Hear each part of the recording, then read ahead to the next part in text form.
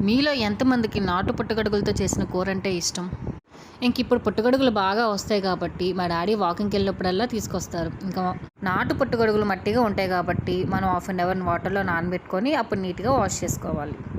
ఈ కూరకైతే ఎక్కువ హడావిడి లేకుండా సింపుల్‌గా చేసేసుకోవచ్చు. దీనికి కావాల్సిన పదార్థాలు ఉల్లిపాయలు, టమాటాలు, అల్లం వెల్లుల్లి పేస్ట్ అండ్ ఉప్పు, కారం మనకు తగినంత.